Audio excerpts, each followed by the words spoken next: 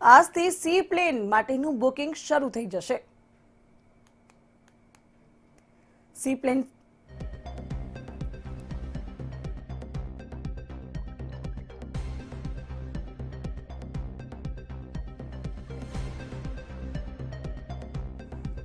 રિવરફ્રન્ટથી કેવડિયા સુધી ભરાશે હવે ઉડાન। ત્યારે હાલ બુકિંગ શરૂ થઈ ચૂક્યું છે। અગાઉ પણ સી પ્લેનને મેન્ટેનન્સ માટે મોકલી દેવામાં આવ્યું હતું માલદીવ, ત્યારબાદ હવે 27મી ડિસેમ્બરથી તેને રાબેતા મુજબ શરૂ કરવામાં આવશે અને તેની માટે ખાસ બુકિંગ આજથી શરૂ કરી દેવાયું છે।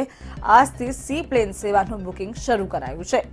27મી ડિસેમ્બરથી તે ફરી ઉડાન ભરશે। ત્યારે સી પ્લેન સેવાને શરૂ કરી દેવાઈ છે। ફરી એકવાર રિવરફ્રન્ટથી કેવડિયા સુધી તે ઉડાન ભરશે। અગાઉ સી પ્લેનને મેન્ટેનન્સ માટે માલદીવ મોકલવામાં આવ્યા હતા, જે બાદ આવી ચૂક્યા છે અને તેની 4 દિવસના 4 જે કહી શકાય કે 4 વાર સી પ્લેનની સવારી કરાવવામાં આવશે। તો આજથી સી પ્લેન માટે જે સેવા છે તેનું બુકિંગ શરૂ થઈ ચૂક્યું છે। 27મી ડિસેમ્બરથી ફરી એકવાર સી પ્લેનની સેવા શરૂ કરવામાં આવશે। ત્યારે રિવરફ્રન્ટથી કેવડિયા સુધી ભરશે ઉડાન।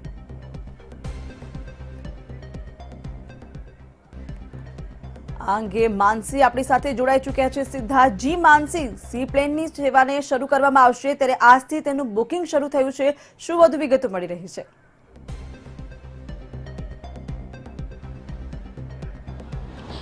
જાગૃતિ, બિલકુલ ખાસ કરીને જો વાત કરવામાં આવે તો નરેન્દ્ર મોદીનું આ જે સી પ્લેન છે તે તેમનો ડ્રીમ પ્રોજેક્ટ હતો।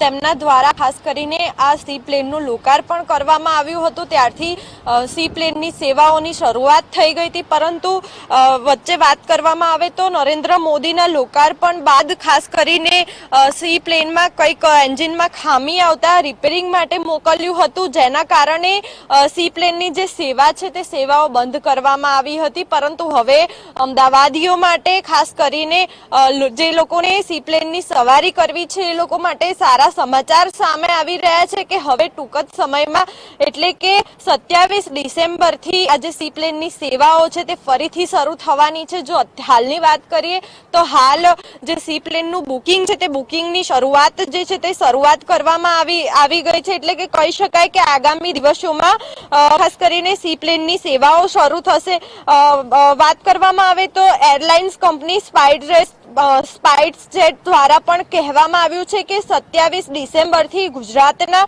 નર્મદા જિલ્લાના કેવડિયાથી એટલે કે સ્ટેચ્યુ ઓફ યુનિટી અને અમદાવાદમાં સાબરમતી રિવરફ્રન્ટ વચ્ચે સી પ્લેનની સેવા જે છે તે ફરી શરૂ કરવામાં આવશે। આ બંને સ્થાનો વચ્ચે એરલાઇન્સની સી પ્લેન સેવાનું ઉદ્ઘાટન વડાપ્રધાન નરેન્દ્ર મોદી દ્વારા 31 ઓક્ટોબરના રોજ કરવામાં આવ્યું હતું। જો કે ત્યારબાદ આ સેવાઓ કોઈક ને કોઈક કારણસર બંધ કરવામાં આવી હતી, પરંતુ હવે ફરીથી આ જે સેવા છે તે સેવા 27 ડિસેમ્બરથી ફરીથી રાબેતા મુજબ શરૂ થશે। જો વાત કરવામાં આવે તો સાબરમતી રિવરફ્રન્ટ અમદાવાદ સાબરમતી રિવરફ્રન્ટ અને કેવડિયા સ્ટેચ્યુ ઓફ યુનિટી વચ્ચે સી પ્લેનની સેવાઓ ફરીથી શરૂ થશે અને આ બે માર્ગ પર દરરોજ રોજના 2 સી પ્લેન ઉડાન ભરશે અને બુકિંગ પણ શરૂ કરી દેવામાં આવ્યું છે।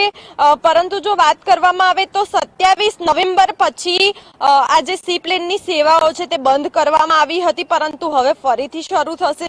જો સી પ્લેનની ખાસિયતની વાત કરીએ તો 200 કિમીના અંતરે આ બંને સ્થાનો વચ્ચે મુસાફરી 40 મિનિટના અંતરમાં જ જે કિલોમીટર છે અમદાવાદથી ખાસ કરીને સ્ટેચ્યુ ઓફ યુનિટી સુધીનું 40 મિનિટમાં જ પહોંચાડવામાં આવે છે। અને જો ભાડાની વાત કરવામાં આવે સી પ્લેનના તો 1500 રૂપિયા આજે સી પ્લેનનું જે ભાડું છે તે ભાડું રહેશે અને વિમાનમાં 12 લોકોને બેસવાની જે વ્યવસ્થા છે તે વ્યવસ્થા કરી દેવામાં આવી છે। એટલે કે કહી શકાય કે આગામી દિવસોમાં એટલે કે 27 ડિસેમ્બરથી ફરીથી લોકો આ સી પ્લેનની સેવાઓનો લાભ લઈ શકશે। એટલે અમદાવાદીઓ માટે સારા સમાચાર છે અને પીએમ નરેન્દ્ર મોદી દ્વારા પણ ખાસ કરીને આજે સી પ્લેનનું લોકાર્પણ કરવામાં આવ્યું હતું। એટલે કે કહી શકાય કે 27 નવેમ્બરથી ફરીથી જે સી પ્લેન છે તે ફરીથી ઉડાન ભરશે। જી, સમગ્ર માહિતી આપવા બદલ આભાર।